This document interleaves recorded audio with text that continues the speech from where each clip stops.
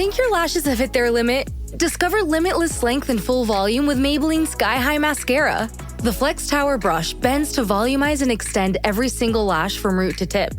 And the lightweight bamboo-infused formula makes lashes feel weightless. Now in 8 bold shades so you can take your lashes to new heights every day. Visit Maybelline.com to shop Sky High Mascara now. I had that dream again. My small business needs to hire, but I don't use LinkedIn, and I hire wrong. So then I'm doing IT, and when I go to plug the servers in, they become sentient, and they won't let us access our network unless we forward their chain emails and memes to more and more and more people, and then I wake up. Don't let hiring nightmares ruin your dreams. LinkedIn Jobs' new AI assistant finds and invites best fit candidates to apply, so you can discover talent you may have missed. Post your job for free at linkedin.com/quality. Start hiring today with LinkedIn.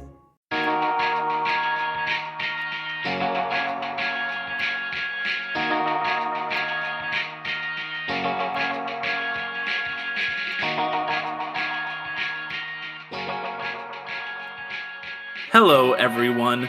Welcome back to the Underrated Movie Podcast. This is a podcast where we discuss films that are under the radar, underappreciated, or ones that have passed most people by. I am your host, Derek McDuff, and today we're going to be talking about the 2007 Christmas film, Fred Claus. And I just want to say happy holidays to everybody out there listening. It's our annual Christmas tradition to talk about a Christmas movie here, and we've been doing this for a couple years, so maybe scraping the bottom of the barrel a little bit, but we're here to talk about Fred Claus. But we'll see how that goes. We'll get to that. No, it's a great movie, and this film was brought to me by a returning guest. He was on not that long ago, talking about some Leica with me, talking about Missing Link, and that is my good buddy J-Mo from the old Switcheroo. How's it going, J-Mo? Merry Derrickmas, Derek. I am so ho happy to be here. I was telling you, like, I've never celebrated Christmas this early. I don't know. Can we ruin a little bit of the Christmas magic? Yeah, we can let the people peek behind the curtain here. We're recording this October 30th, and so I had a good but long week at work, and so I was freaking tired. And Jackie and I are laying there, and I go, I gotta go watch Fred Claus. And she's like, what?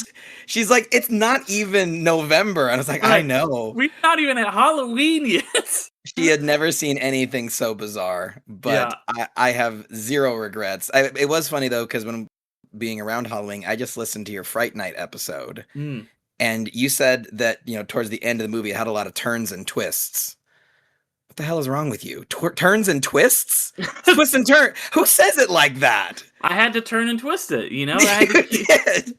Do you also like movies with tribulations and trials? Do you like those too? Well, if you noticed, I started the show a little bit differently. I didn't say underrated movies. I said under the radar movies. You just got to switch things up sometimes. I did notice. I did. Can't be too rote. You got to keep things lively. Keep it loose. Yeah, exactly. Fred Claus would appreciate it. We had that Vince Vaughn kind of like, hey, you're doing this and you got to do this thing, you got to go back and forth. All right, come show me what you don't know. What are we doing now? But yes, J-Mo, so glad that you're on. So glad that you brought Fred Claus to me to talk about here for Christmas. Because I'm going to be honest, I don't think I would have ever watched this movie if it wasn't for you. But look, I'm sure I was thinking, like, when I rented it a day or two ago, there's somebody at Amazon sees somebody just rented Fred Claus. What the fuck? And some other guy did too. What's going on? We haven't had this many rentals in a long time. But yeah, so what? Before we get into Fred Claus, what do you want to let the people know about yourself and about the old Switcheroo?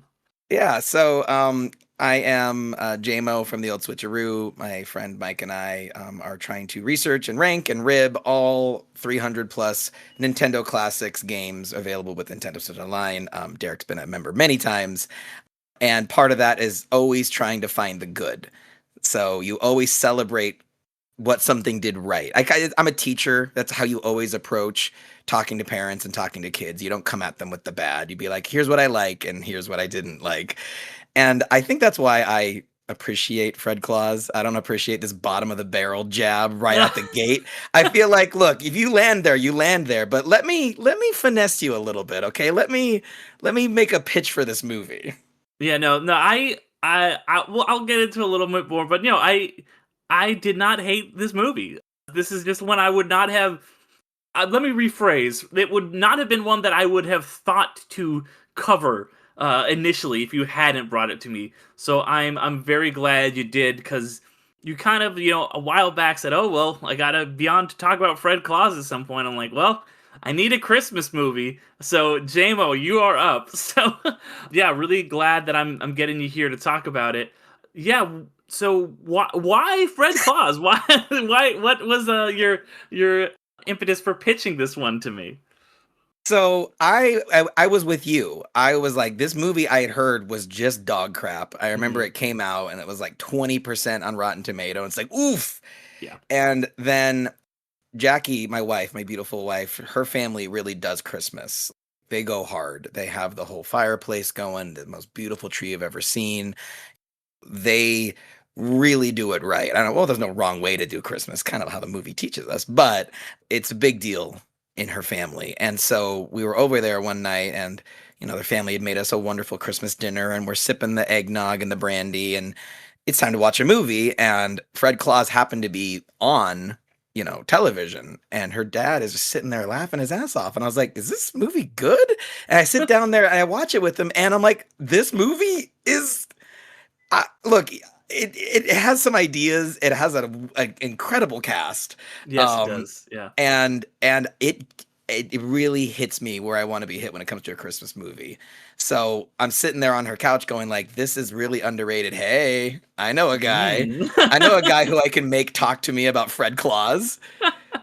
And that was a year ago. And now Christmas magic has finally came around again, and here we are. Yeah, like a Christmas miracle. Here we are talking about Fred Claus. Yeah. But yeah, no, I was, like a little bit like, all right, let's see how this goes. Let's check this out. But yeah, I thought this was a fun movie.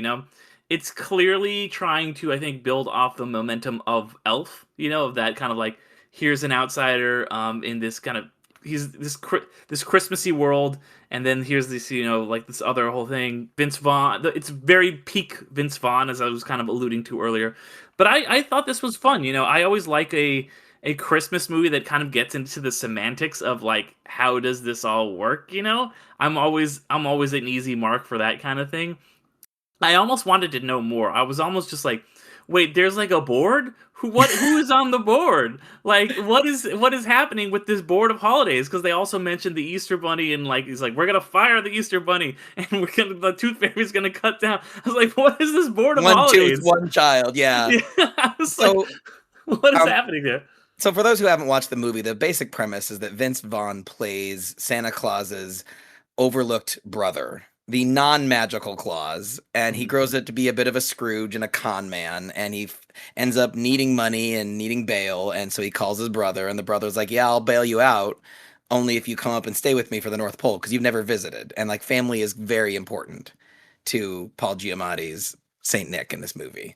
Mhm. And so then while Vince Vaughn is there trying to con his brother out of money, Mr. Northcutt, aka Kevin Spacey, aka sucks the Christmas joy out of anything. Right, that was a real jump scare when I was like, "Oh shit!" I didn't know he was in this. Thankfully, Jeffrey Dean Morgan showed up a little bit later to like put my heart at ease. But he's there from some governing board that has power over holidays. And what's interesting about that is that you start playing like, who is this God? Is this the devil? What is he? Who can control all holidays? And the supernatural elements of it. He oversees it, and he can shut it down or, extend its life as if it was a company. But then you find out later in the movie, he's also just a boy. He was just a wronged boy who had a tough childhood. And so how did he come to have power over all holidays? I think that one of the fun things about the movie is, like you said, it does attempt to explain some lore that has never really been analyzed in Christmas movies that I've seen.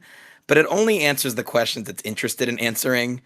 And that's probably a weakness of the script, but I don't know. Yeah. I think, in a movie I covered in the past, Arthur Christmas does that a lot better. Like, I also really love, I don't know if you ever saw the Guardians movie with Rise of like the Guardians.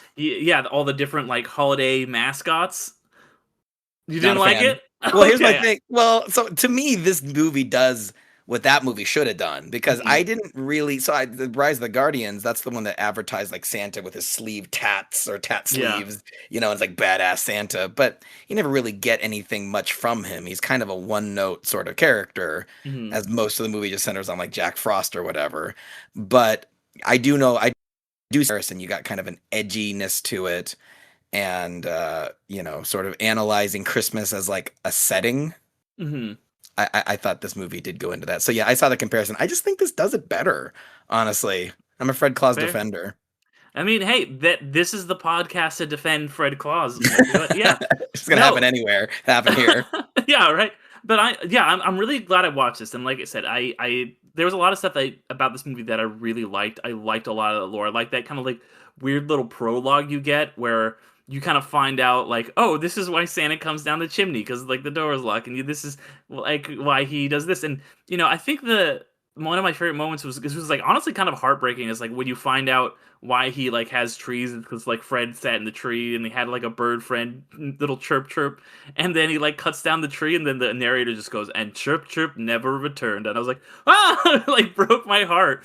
But you're getting all this like little these info dumps about like why Christmas is like that, and the history of Fred Claus and Santa Claus, who ends up being played by Paul Giamatti, and I think Giamatti is so fucking good in this. Like he's just perfect as Santa Claus. Is just like this ultimate do-gooder who just like wants to do right by everybody, but is kind of like pushed to the limits by his brother at some points because his brother is kind of ultimately living under his shadow.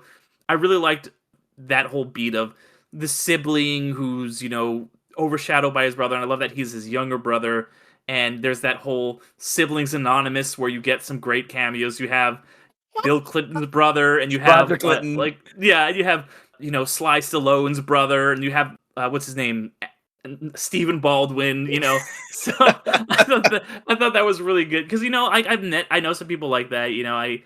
I've especially they do tend to have like very overbearing parents. I know people who they have been the ones they're sometimes in the Santa position where the parent will be like, why can't you be more like you should be more like your sister, more like your brother, whatever. And then they're like, don't even say that because that puts pressure on both of them. So you can clearly see that while Kathy Bates, who another actor who kills it in this, really means the best for both of her kids, she's putting so much pressure on them when she's like, Fred, you got to be more like your brother, because that puts pressure on Fred to quote unquote be better, but it also puts so much pressure on Santa because he's got this like shining ideal to live up to. So I thought that dynamic was really cool. What did you think of all the sibling stuff that was happening in this? I think that's why this movie deserves better than it got. Is that, Mm, like you said, Paul Giamatti is so good. I like his chemistry with Vince Vaughn yeah. because I felt like both of the characters felt very layered in that, like, Fred, he's an asshole, but he is not irredeemable. He has moments of softness. I really love the scene where Vince Vaughn is teaching Willie the elf how to dance, and he's like teaching him to loosen up, and there's moments where like he uses like his con man skills for good, like when Willie is feeling really bad about himself for embarrassing himself in front of Charlene, is that her name? The Elizabeth Banks. Elizabeth Yeah. Banks as Yeah. just a sex pot of an elf who is the only Right. human, but she's a human. She's She's a clearly human. not.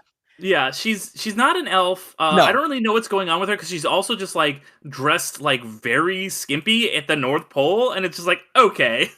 I sort of felt like that was a bit of satire on movies like National Lampoon, where like they throw that Okay. one thing in for the dads. You know what I mean? Because I don't know, did you happen to catch what she was reading? The scene that she walked in on them and they didn't know she was there. Yes, I don't remember. I didn't put in my notes, but I remember being like, "Oh, that's an interesting choice." She's reading To Kill a Mockingbird and the Right. biography of billionaire Warren Buffett. Okay, I didn't catch the Buffett thing. I just caught the To You Kill a really you can Mockingbird. only see the end of the title, so I had to Google it Hmm. and be like, Okay. "Oh." And then you find out later she's the one who runs the numbers for Santa. Hmm. And so like, yes, she is dressed that way, but they do kind of have this backstory of she's like very competent and very smart. And I mean, I think the end of the movie with her is weird, I'll be honest. It's a little weird. It's a little like okay, that's probably not. That's a very early aughts ending for that Yes. storyline. Right. She basically is just the trophy for the little Mhm. guy, Yeah. but my wife is tall and beautiful and I'm her short king. And so I'm like, you know what? Sometimes the taller gals want a little something different, Derek. They want a little they want a little man, they want a big boy. But anyway, so there's Vince Vaughn, Fred, who I think he's likable despite being so annoying for most of the Yeah. movie because of those redeeming moments. And then Paul Giamatti's Santa is a character that I don't think gets represented enough, which is he is very giving. And what people don't understand about him is that he is so charitable and so giving because that's what fills his bucket. He Mm. genuinely likes helping people. He genuinely has room in his heart for all of his brother's lameness. And even like when his wife kind of tries to step in and make him stand up for himself, he does to a degree, but it doesn't let him ruin his faith in his family. And like I don't know so sometimes in my family, like I feel like I am trying harder than other people in my family. And so I really connected to Paul Giamatti's Santa Claus. I Mm. don't know if you can relate to that at all. Is I that mean, too personal to ask? no, it's not personal. I mean, I think yeah, it's I have my family dynamic is that I have twin brothers, so Wait, um, are you a twin? I'm not a twin, and so that is kind of my Oh, family dynamic is that I'm the older brother who grew up with younger brothers who kind of paid a lot more attention to each other, and yeah. then to me. So that's Are you that's Fred? Are you the Fred? I'm probably closest to the Fred in this movie. Nice, nice. But two of the three of us has followed kind of more creative paths, and one Okay. of us is more of a corporate person. And it's Yeah. funny because like you grow when you're like 4 years older and they're 8 minutes apart. That's a big difference. But like yeah, when you're like 7 and they're 7 and I'm 12 or whatever, then when it's like I'm 36 and they're 32, and I think that's one thing too. Like when you're like younger, it's a lot harder to be close with your brothers and stuff like that and your family in general as you get older, I think. And you kind of mature, as I think this movie does. You kind of come back together in a lot of ways. I thought that was well done, how they, after being estranged for, I guess, by the logic of this movie, hundreds of years, they kind of come back together. I really liked that. I liked that. I did relate to him as an older brother. I definitely was that way when I was a kid. I was like, I'm gonna be the best older brother, and then you're not always the best older brother. So I could definitely relate to that side of the whole family dynamic. Yeah. And I really like how he's just kind of rallies against what his brother is just so giving, and that kind of wears on him a little bit. And he's like, yeah, like I get it, but like he takes the mom's attention because he's so just like, oh yeah, and he's just like, be more like your brother, to the point where because he's Santa and he gives things away to everyone, his job other than being a grifter is he's a repo man. He takes like he has this like ridiculous Oh. exchange with this little girl that, and I think, and when I say he's in Pink Vince Vaughn, I mean that as a good thing. Like I think that Okay. he really is locked in this Wedding Crashers era, Yeah. because he always plays this guy who's like an asshole, but you still kind of like it. You're still like, I get it. I'm rooting for you. I think he does a good job of that, and he kind of brings that same persona here. So I was a fan of all that.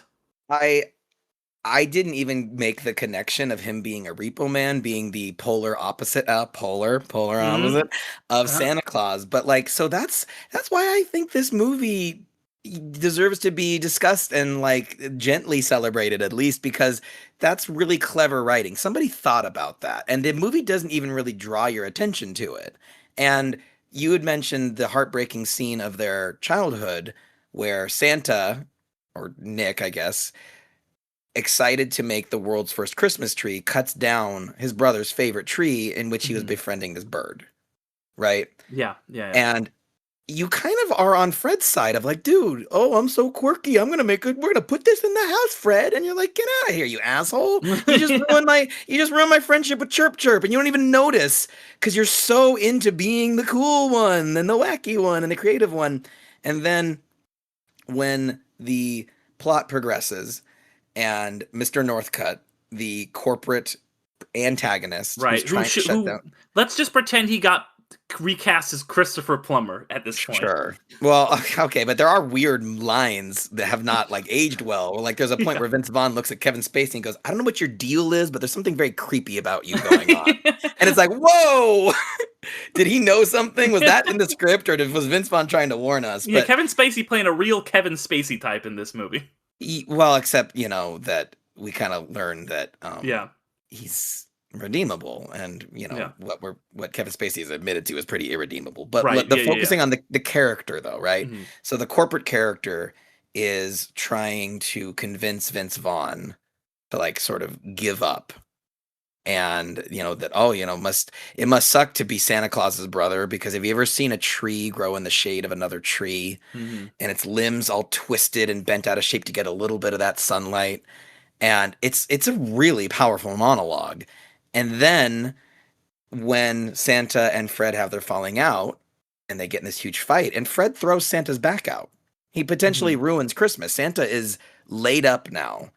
Santa still gives him a gift and says, "I'm sorry I cut down your tree." And it's like literally, but also metaphorically. And then at the end of the movie, when the last shot is a tree with the birdhouse that Santa gave Fred as an apology, and Chirp Chirp comes back. Yeah. Tell me you didn't pop off for Chirp Chirp's return. No, because I was so devastated when Chirp Chirp left that when he came back, it was like, thank God you bookended the movie with You Chirp stuck Chirp the coming landing. back. Chirp Chirp Yeah. stuck the landing. Chirp Chirp, or like one of his descendants or something. But I was so glad that as soon as I saw that bluebird come into the shot, and I'm glad that, like you said, with they don't draw too much. Like they don't have a whole scene where Vince Vaughn goes out and is like, "Oh, Chirp Chirp's back." He's back. And that's like the lasting image of the movie, which I thought was Well, really my nice. headcanon. Are you ready for some Fred Claus headcanon? Oh yeah, like I love that sentence. By the way, are you ready for some Fred Claus headcanon? Only on Oh, Underrated will you get I'm that. gonna give you that Fred Claus headcanon. Here it goes.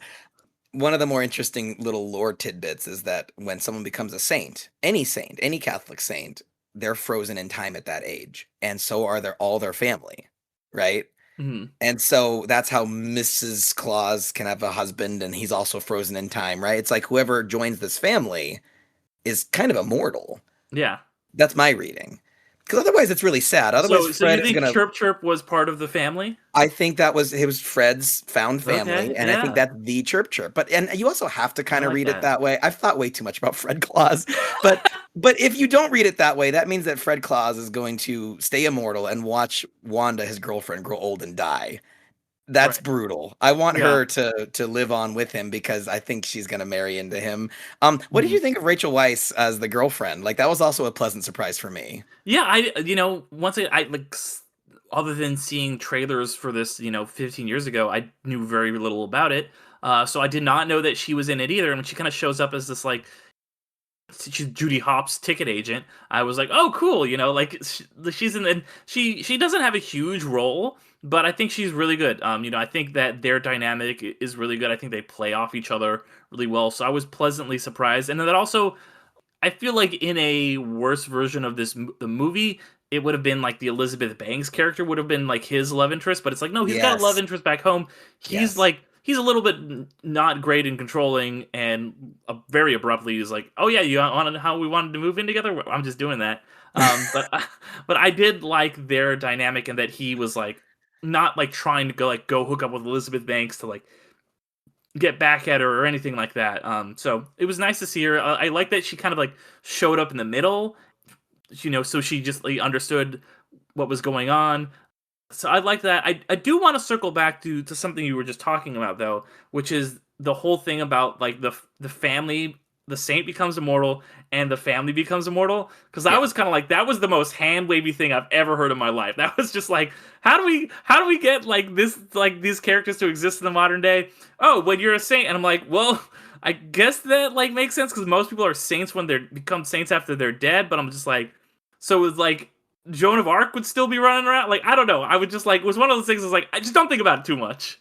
Well, okay, but this is a Christmas movie. Do you watch The Grinch and go, "How did his heart actually grow 3 times that day?" Like, it's all a metaphor. Like, that's what I don't understand is that I feel like people critique this movie not as a Christmas movie, but as just like Mhm.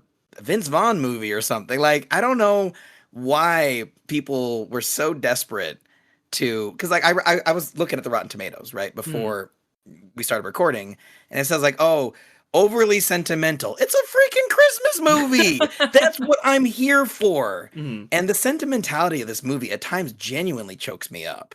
There's this thing in Santa's workshop, which I also think is a really cool visualization. There's a lot of bad CG in this movie. Ludacris as an elf I was is gonna so say, cursed. yeah, the elves are like both Ludacris and then the main elf played by, I'm forgetting his name, John Michael Higgins. They're rough. They're real rough. Yeah. And then I'm also like, why didn't you just cast a little person that would have been the right proportions and you wouldn't have had to do this weird CG? But then you watch it and you're like, well, the Santa's elf shot is like 10,000 elves, all CG. So just kind of go with it and try not to pick that apart too much. So one of the devices in Santa's workshop is the snow globe that you can watch any person at any time to determine if they're being naughty or nice. And the first time that's really used for plot relevance is when Fred is spying on his girlfriend and witnesses her flirt with Jeffrey Dean Morgan. And to me, that was like a real gut punch. Because I don't know if you can relate to that, Derek, but like if I watched Jackie talking to Jeffrey Dean Morgan, I would flip the fuck out. I'd be like, "Oh my god, get away from her, you beautiful man who's probably nicer than I am." You know what I mean? But Vince Vaughn plays that so well. You just see his expression drop, and he gets kind of quiet, and for once, he doesn't have something smarmy to say, and you're like, "Ooh, this hurts." And the music is really effective. But then towards the end of the movie, they use that same device. All the elves who work their butts off to save Christmas, they're watching families open their Christmas presents. And it was so sappy and sentimental. Like I just started crying because I'm just nostalgic for like childhood Christmases, when things just felt simpler and better. I don't know. Do you go in for like the sappiness of Christmas movies? When the holidays start to feel a bit repetitive, reach for a Sprite Winter Spiced Cranberry and put your twist on tradition.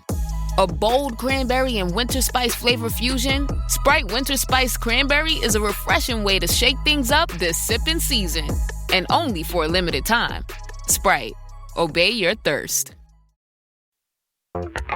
This is Jason Momoa, and I'll be your finance professor today. Welcome to Banking Smarter 101 with Chime. Bam! First lesson, sign up for Chime and set up direct deposit. You'll be joining millions of members banking fee-free. Second lesson, get cash back on eligible purchases while building credit and a higher APY on your savings. That's how you bank smarter this season. Fa-la-la-la-la, class dismissed. Join Chime today. Chime is a financial technology company, not a bank. Banking services and a secure Chime Visa credit card provided by the Bancorp Bank N.A. or Stride Bank N.A. Members FDIC. Optional services and products may have fees or charges. Details at chime.com/fees-info. With a qualifying direct deposit, earn 1.5% cash back on eligible secure Chime Visa credit card purchases. On-time payment history may have a positive impact on your credit score. Results may vary. APY means annual percentage yield. Learn about credit building and more at chime.com. That is a hurdle for a lot of these Christmas movies for me, is like how sappy and saccharine they can feel at times. I don't think it necessarily bothered me too much with this one, because I kind of like tried to approach it with that like elf mindset. Like I said, there's a couple things that took me out of it, like the same thing, but for the most part, I was along for the ride. And like I do like when they're like, yeah, this is Christmas, but it's kind of the real world, and I like it when there's like a certain tipping point, I feel like, where it just becomes really goofy, and I like it. I like some of those old Rankin Bass specials.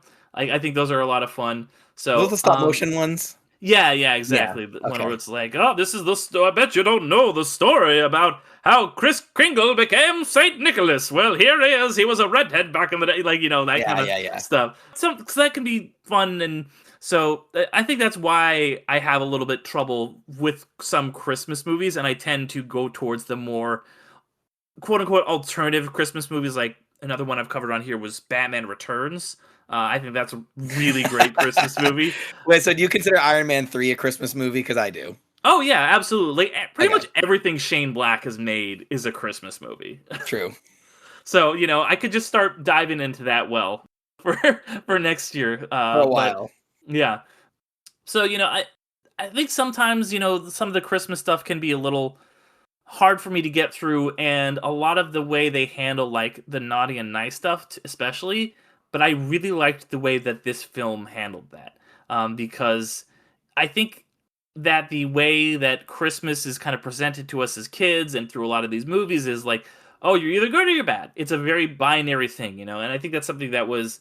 It reminded me a little bit of The Good Place about how like complicated it is to truly be good in the world, and I love that the way this film addresses it because, we already talked about the lawyer character and how he was kind of like, and it's a twist you could see coming where it's like, yeah, he was clearly like snubbed by Santa Claus as a I didn't kid, see it and coming. I didn't see you it didn't. coming. Okay, Nope. I was like, oh, he clearly is mad at Santa because Santa didn't get him something as a kid because he was a shitty little kid. Yeah.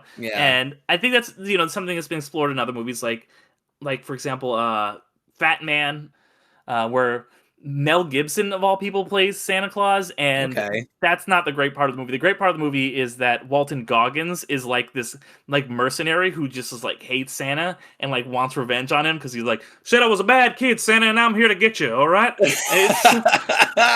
that was a lot of fun to see. But this handles it, I think, overall a lot better. And I love that scene where you see the young kid that kind of Vince Vaughn has taken under his wing, Slam. Yeah. And how he starts acting out because he's lost his parents, he's in this orphanage, and he starts parroting the things that Vince Vaughn told him and getting into these fights. And it's like, yeah, okay, he's not marked as like the number one bad kid in the world because he's just been acting out so much. And it's just like, yeah, like sometimes you have these really tough situations and you go through these tough things, and that doesn't necessarily mean you're a bad person. You might make a mistake or something, but it's like, oh, yeah, you're marked naughty. And I love that scene where Fred is just like, you know what? Boom, he just starts marking everyone nice. I thought that was like that for me was like highlight of the whole movie, and then him and Santa get into this almost like philosophical debate about like what it means to be good. I was like, fuck, I was not expecting that movie to go here. What did you think of all that stuff? I think that is one of many examples where I think the script is revealed to be really quite clever because it makes you analyze the Santa lore in a way you never have before. Of the naughty kids. It's like, well, what does that mean? Why has someone become naughty? And like as an educator, that's something you always have to keep in mind. Is that like, if a student is being an a-hole to me, which will happen, okay? I teach middle school, okay? And if you're listening to this student, I'm probably not talking about you. But I see them for a sliver of their day, right? And whatever baggage they're carrying is from the rest of their day. So who am I to ever make a kid feel like they're a bad kid? I really try to never do that. And I always try to acknowledge the good in every kid.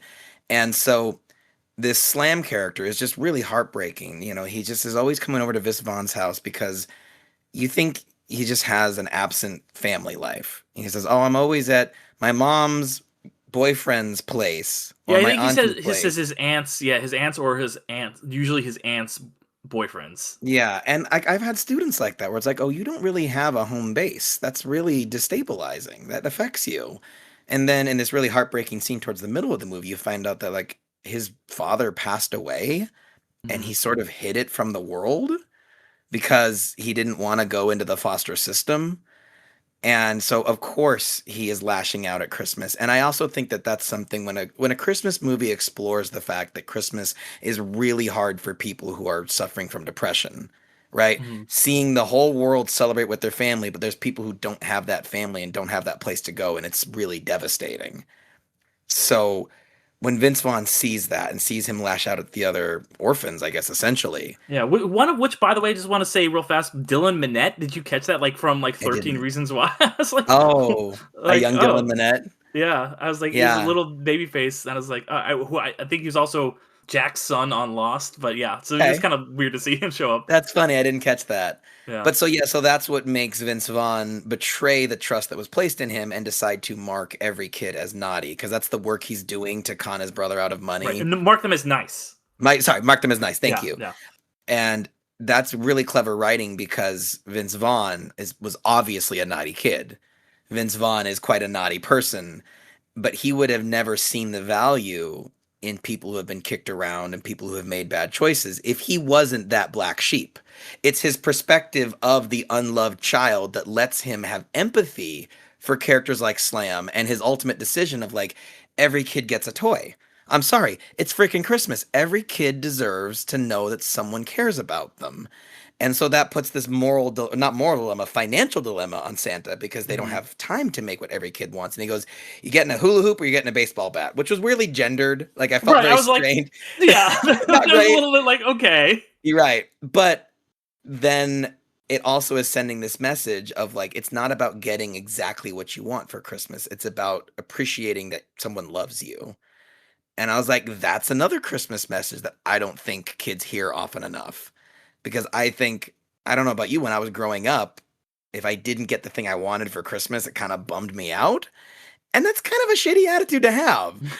Like, Yeah. so I really love that the dilemma is like spreading the love and everyone deserves something, even if that means that not everyone gets exactly what they want. I guess it's socialist. I don't know.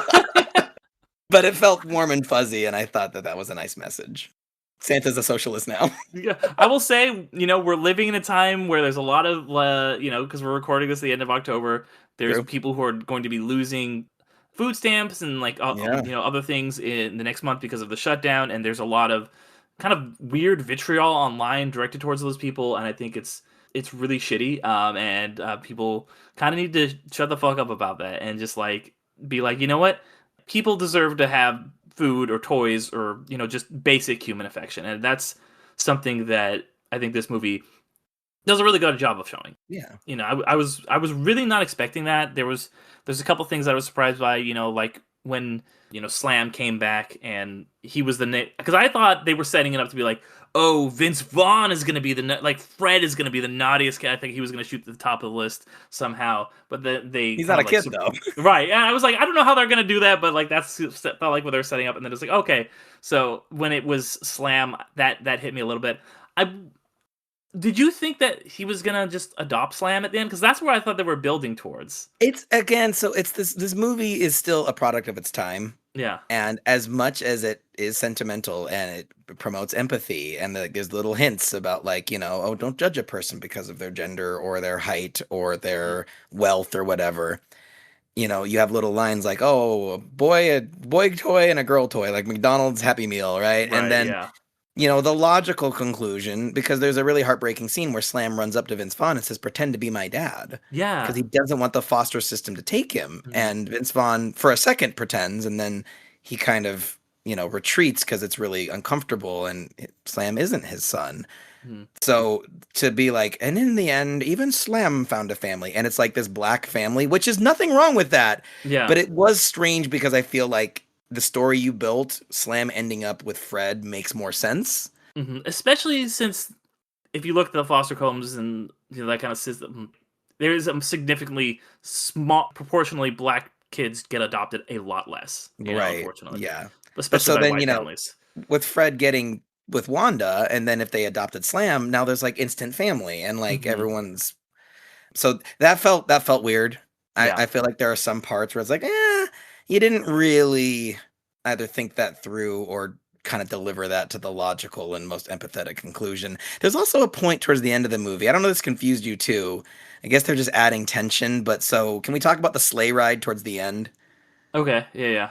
So Santa's back has been thrown out in a brutal street fight / snow. Well, actually, what did you think of the fight scenes in this movie? I think we got to touch on that first. I think that weirdly enough, I appreciated the goofy sound effects that they put into them, because I usually don't love those, but I felt like it worked for the tone of this movie Yes. because it made them like it's this scene where like Santa is trying to run over his brother with a snowmobile. You need to have that little bit of like cartoon like tension going on, because otherwise it's kind of like a little bit way too intense. And I like that they had like there's a part where he bites him and it's this very like cartoon like sound like so I did and where all the Santas are chasing, there's a lot of like happening. So I did like that they made it like more of like a palatable, not kids movie, but a movie that kids could enjoy with that kind of like sound effects toning it down a little bit. Yeah, but so there's this running gag that I don't know. I feel like you didn't like it, but it strangely hit for me where the elves just physically accost Vince Vaughn over and over again in this movie, but he's a giant to them, and so he's more annoyed. They're doing like crazy Matrix. He's like, "Knock it off! What are you trying? What is this? Knock it off!" Especially Right? since Vince Vaughn is like tall for a human. He's like 6'5". Right. So. Yeah. So he's never really in any danger, but he always like eventually gets kidnapped or wrapped up in wrapping paper, and they dump him somewhere, but it's wrapping paper. He just breaks out. Like it's not. Yeah. And so that culminates in this street fight with Santa where they're arguing because they both feel underappreciated. You know, Fred feels invisible and Santa's like, "I'm nothing but nice to you. I give you money, I give you my home, and all you do is complain about me. You don't." So these two brothers are both just feeling underappreciated and they start whipping snowballs at each other. And I don't know if you caught it, but as they're throwing these snowballs, there is a playfulness to it. Santa is kind of dodging them, sort of fun, and then it escalates to the point of him getting hurt. So that leads into the final sleigh ride because Santa cannot deliver the presents. Right. So only a Claus can drive this sled. Okay, all right, it's got to be you. And you know, through the magic of Christmas, he knows how to pilot it well enough, and he makes the toys deliveries. I've always liked, I don't know if this is a weird specific thing to like, but I love when Santa's sleigh is portrayed like a jet and it makes like jet engine sounds and there's like a sense of inertia to it. I don't know. Even though the CG is terrible and it's super like, let's wrap this up, convenient ending. I'm a sucker for any moment where all the characters are waiting in silence and they don't know if the moon landing happened or the baby's been born, and a character walks in and Vince Vaughn looks at the elves and goes, "We did it." And they cheer, and I'm like, "Yes, Vince Vaughn, you did it." What do you think of that? Because they kind of cut away from the climax of the movie to leave you in suspense. Did that feel like a cop-out, or are you into that kind of scene?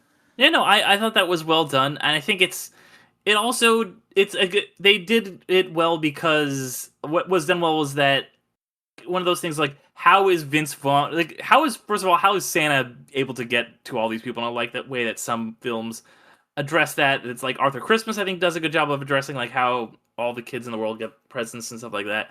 And this is one of those things. It's like, well, you show him doing it a little bit, but like, I think that they take some of you don't have to have as much suspension of disbelief when you have an ending like that, because it's just like, we did it. You know, you don't have to see him being like, all right, let me check off number like 58 million on this list. You know, like you see him doing a little bit, and then there's that tension where it's like, oh, he's trying to get him to turn the power back on, and then we did it, we're back, and you're like, cool, don't think about it too much, we're back, yeah. And like you said, I do like that it's that moment of like tension where it's like, did we get this done, you know? And there's a beat where it's like, are we here? And then it's like, yes, we did it, you know? So I think that was well played. I think that was because I was kind of like, don't really know what's going to, happen in this movie. I know obviously they're trying to destroy Christmas somehow, but it makes sense, Fred has to save the day, has to be the Santa. You get that kind of resolution with the Slam story in that moment where he gives him the puppy and stuff like that. So yeah, I thought it was overall well done, that finale. I did think there was a strange beat though, because a B plot is that Mr. Northcutt, the antagonist, was deemed a naughty child because he became an a-hole because people kept teasing him for being a glasses wearer or whatever, right? And so Santa gives him the Superman cape, which I thought was kind of a fun Superman Returns nod, Right, I was like, this is a year after he plays Lex Luthor. Yeah, and Santa gives, the antagonist the gift he deserved but never got as a child, and that softens his heart, and he agrees to, even though the business is no longer feasible, turn the lights back on and give Fred and Willie a chance to deliver the presents. But for some reason, it doesn't work. They turn the lights back on, but it goes boom, and it doesn't help. Yeah. And you're thinking like, oh, that's a new thing, but they never explain why the power didn't come back on, and it never really affected anything because Fred still succeeds, So did you know what I'm talking about? You remember that weird beat? Yeah, that was a little bit. That felt like I was like, is there a scene missing here or something like that? It felt like something was missing. Yeah. But I didn't love that. But there's a weird, scene where like, Fred is tapping into the Speed Force and zipping around the globe, and there's like this dramatic zoom in on his badass face, and I was like, yeah, it's like way out. And it's like, do you think this is hype? Because it isn't, but it kind of is, Derek. It kind of is. Well, that's why when this movie's trying really hard, I don't think it necessarily always works, but when it's doing smaller, subtle stuff, I think it really works. Like, there's you mentioned the Superman thing, and he, of course, gives him the Superman cape. That he's like, I'm a 45-year-old man or whatever, I don't need a Superman cape, and he kind of brings out his inner child. And I love that, when Northrop starts working for him on the floor or whatever, being his efficiency guy, there's a beat where the just a little bit of the Superman thing is sticking out, and he just kind of pushes it in with his fingers, and he's like, "Oh, that's a good sweater." It's this nice little moment that tells you that he does want to be. He sees himself as trying to be like this greater good person. He wears the Superman cape that Santa got him. And Santa, he kind of like he doesn't call him out on it. He's just, because he's Santa. He's the ultimate, just like, I just want to do good, and he just kind of tucks it back in, and he's like, and he like lets him off the hook. He's like, yeah, that's a great sweater. That beat I thought really, really worked. Like I said, some of the bigger stuff, some of the like elf romance stuff, that doesn't always, like, some of when they're like, the lore doesn't work. I'm like, how is he complaining about losing his hair when he's already, or his hair going gray when he's already frozen in time? Some of that stuff that didn't play for me, but really played was the emotions, the stuff about the like being a naughty kid, the stuff about like feeling, like the odd kid out, the black sheep of the family, these family dynamics. I thought that stuff all really worked, and because that's a thing that is really tough for a lot of families, is a lot of people going to see families at Christmas, people that, that their parents might not be accepting of their lifestyle, or their brother might, be more successful, and they've got to go deal with that. Like, those things, that's why the people always talk about, like, oh, people get depressed at the holidays. That's one of the reasons, is because you have to kind of go see these things and do these things that you're obligated to do, that a lot of people don't love to do. And clearly Fred, who has avoided his family, did not want to do that. And in a way that so many Christmas movies do, where it's like about families coming together and stuff like that, I think this does that in a way that is clever, because it's Santa's family that has a dysfunctional Christmas, which I think is the ultimate example of that. Yeah, that scene where, because so then we learned that's also part of why Santa has agreed to bail out Fred and give him all this money he needs for some, like, real estate investment. He of course abandons that when his Christmas spirit takes over, and so it's not really plot important. Just the point is that Fred's there for money, but like, why is Nick giving him this money? And it's because he wants him to be there when his family visits, because mom and dad haven't seen you in, like, I think they say 10 years, I think. Maybe 100, I don't know, because they're immortal, right? But that Christmas scene, I think, straddles the perfect line between being really uncomfortable and really funny, and really brutal for Fred, because Fred is the black sheep, and his mom just will never stop guilt tripping him. Even in the happy ending, she's still giving him shit for not being Santa. Right. So real for that. And Fred just lets it roll off. He's like, I love you, Mom. And she's like, I love you too. And like you said, that's kind of, she's trying her best. But some of the best lines, I think, are in that dinner scene, because they say, like, well, we should go to family therapy. And Fred goes, therapy is only for people who want to be in each other's lives, and we don't have that problem. Oh God, Derek. It's such a gut punch. Yeah. And so there's good lines like that, and then there's just ad-lib lines where, like, Vince Vaughn is dancing and he's like, it's not okay, but it is okay, and that's not okay. And it's like, that what I just said meant nothing. I just said nothing, but coming from Vince Vaughn, you're like, fuck yeah, Vince. Sorry to swear on the clip this episode. No, you can cuss up a storm on this podcast. But it's just, I just think this movie has ideas, and it has performances, and it has problems for sure, but there's a lot that I think needs to be acknowledged in Fred Claus. Yeah. Yeah.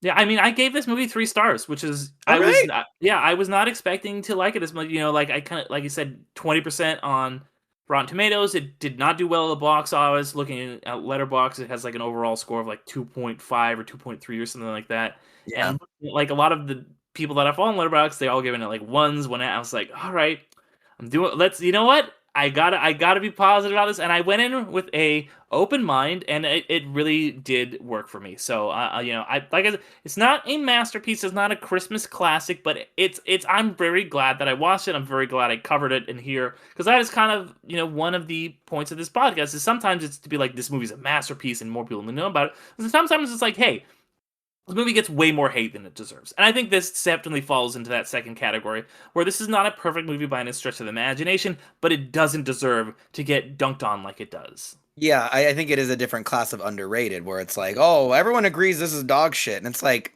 no, Yeah. it's not irredeemable. It's like, yeah, 100%. One thing though, I think just one last thought on the movie is that I think the soundtrack is unarguably wonderful. Did you like the soundtrack? I thought it was really cool, and like there was a Sinead O'Connor cover of Silent Night towards the end of the movie that's just gorgeous. And then you got like Elvis, the rubbernecking song as they're all dancing with Yeah. the elves.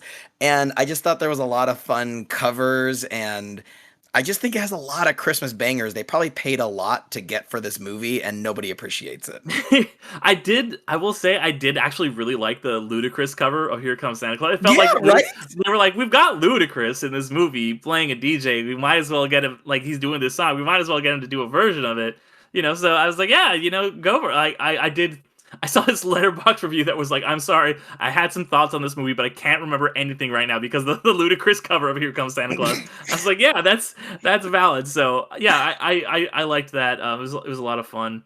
I don't know. Any other notes you have? Because I know you always come prepared with your notes. Anything else you wanted to talk about here on Fred Claus? Well, okay, and we didn't actually go over it in detail, but I asked you earlier, how many pages of Fred Claus notes is too many? Give me a Ooh, number. yeah, 'Cause yeah. I So want we the said that over before we under. started recording. Yeah, I how think, many?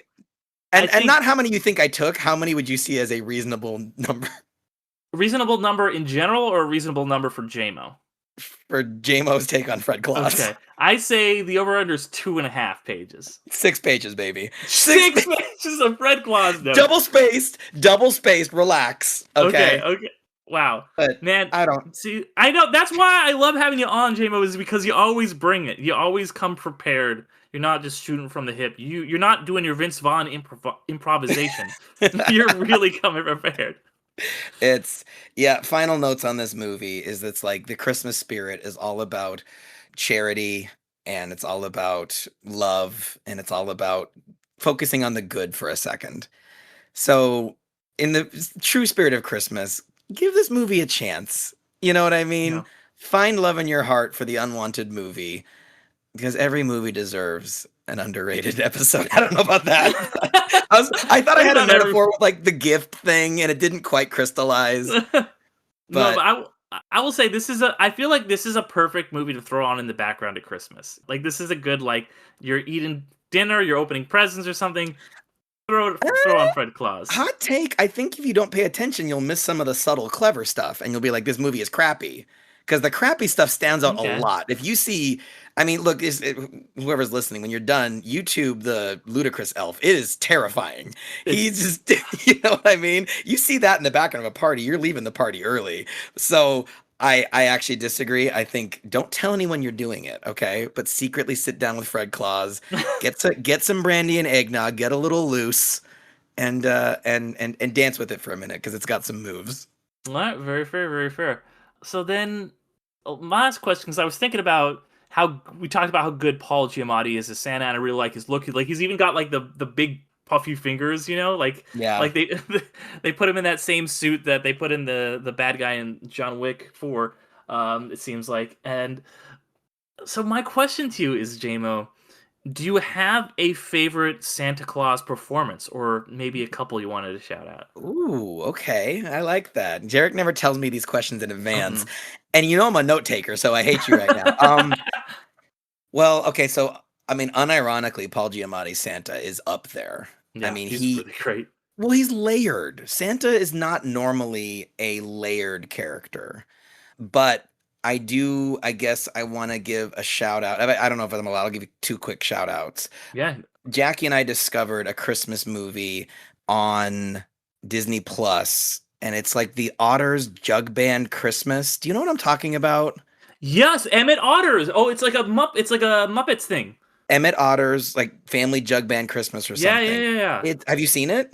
I watched it in like high school and Christmas. My teacher was like, "Hey, this is my favorite Christmas special." We just watched it one day. I don't know if you remember it, but it's so good. It's like a 10. The songs are beautiful. The elaborate puppet sets are just so cool to look at. This is an era pre-CG, and all the characters are animals living in an animal world. And there's nothing like, I mean, it's a Jim Henson production, right? It's got to be. Yeah, it is. Yeah, it's Jim Henson. Yeah. Jim Henson movies, you'll just never see something like that ever again. So definitely enjoy that. And I think the other one, oh, I'm spacing on what it is now. There was that one. You asked my favorite Santa performance. Yeah. You had mentioned the stop motion one. What was the stop motion Christmas movie? The Year Without a Santa Claus. That was the one. That's the one. Yeah. With the fire guy and the frost guy. Yeah. That is great, and I also love that. So I'll to talk about a different movie. Paul Giamatti Santa is probably my favorite performance, but that Santa is also great because he's a Santa who's just kind of over it. And it's like, you know what? I think Santa deserves to degaff a little. That guy works awful hard. So what was that one? Santa Takes What? Oh, The Year Without Santa. The Year Without a Santa Claus. Yeah. It's incredible. So if you haven't seen those and you love puppets or stop motion, check them out. Yeah, I highly recommend those. And then, just to shout out a couple of my favorites too. I mentioned Arthur Christmas a number of times. Jim Broadbent as Santa is really good in that movie. That it's kind of like a whole family of Santas though. Like Hugh Laurie is like the next Santa in line, and Bill Nighy is like the grand Santa. He's just kind of like this kooky old, like past his prime, insane Santa Claus. So I think that that's part of the lore of that movie that I love. I also of course, I mentioned Elf, and Ed Asner as Santa in that movie is so good. Like he's so good. But yeah, I think Giamatti is right up there in the pantheon with those guys too. So yeah. But JMO, one more time, thank you so much for coming on. This has been a blast getting to talk about Fred Claus here. I always have a blast having you on. You mentioned you're a host of the Old Switcheroo. Where can people find that? Where can people find you and anything else you're doing? Absolutely. Well, thank you again for having me. I'm so glad you didn't hate this movie. I was texting Derek before, being like, I don't know how this is going to go down because I had a lot of eggnog the first time I watched it. I don't know if this was actually what you're texting me about. And I'm like, okay, I was relieved. And so I think a 3 out of 5, totally fair. This is but the world would have you believe this is a 1 out of 5 movie. And don't drink the Kool-Aid. What does he say? Slam's like, I like Kool-Aid. Well, don't drink this Kool-Aid. This is bad Kool-Aid. Yeah, so I host the Old Switcheroo podcast, where we are trying to cover all the Nintendo Switch online classic games. And I'm sure some of you guys are listening. You probably got your family a Switch 2 this holiday. So for season 4, we're going to be covering Virtual Boy and GameCube games, which are new to the Switch 2 online service. So I would love if you joined our Discord, gave us a subscribe or a follow, and come on our podcast and talk about a game sometime. We'd love to have you as a listener and a potential host. And Derek, I know we're going to have you back on season 4, Majora's Mask. We're kicking off season 4 with Majora's Mask, and I am only at the first boss, and it's already that's a game. There's so much to say about it. I am looking forward to that episode so much. That is my favorite game of all time. It's a game that I've replayed multiple times, including one time in a day. As some people might know, I made a little faux documentary, not even faux, a mini documentary about myself trying to accomplish this bet that I made with my brothers about beating Majora's Mask very quickly. So I'm really looking forward to that, getting to talk with you, Mike, and Riri, who is one of the few people who might know more about Zelda than me in the world, so, it's always fun to be on with her. We've talked about Zelda on your show before. She's been on this show before as well. And then just want to shout out that, if you guys are fans of the Old Switcheroo and you're like, wow, I love hearing Derek talk to the co-hosts of the Old Switcheroo right now, today, on this day, if you go to my Patreon, you can hear me talking with Mike about Blade as a bonus episode of my other podcast, Infinity Stones and Dragon Bones. They're both you guys coming out on the same day. It worked out perfectly, so I'm glad I got to talk about that. That's So I'm doing a lot of stuff on the Patreon right now. You guys can go check out. You can check out other episodes of Infinity Stones and Dragon Bones for free, of course, on that channel. I just talked about 3 Marvel adjacent movies because that is a podcast part of the Marvel Cinematic Universe, but I did some bonus episodes on the Patreon. And next year on the Patreon, I'm going to be talking about Amadeus in 15-minute chunks in a podcast called Minute Deus that I'm very excited for.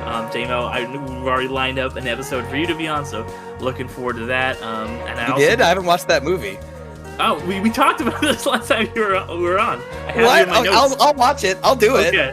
But I'm an Amadeus virgin, so yeah. So I'm excited, because I think there's going to be a couple people who've never seen it that are going to be on that podcast. So I'm looking forward to getting to talk about it with both some people who know a lot about it and some people who know nothing about it. Nice. That'll be a lot of fun. And then you can also check out my show, The Midnight Film Society. That's another podcast that I do every other week where I talk about more recently released stuff. So yeah, you can find all that on underratedmoviepodcast.com, or you can go to Underrated Movie Podcast on any of the social medias to find any and all info on all the podcast stuff that I'm doing. But yeah, JMO, one more time, thank you for being on, and to all, Merry Christmas, and to all a good night.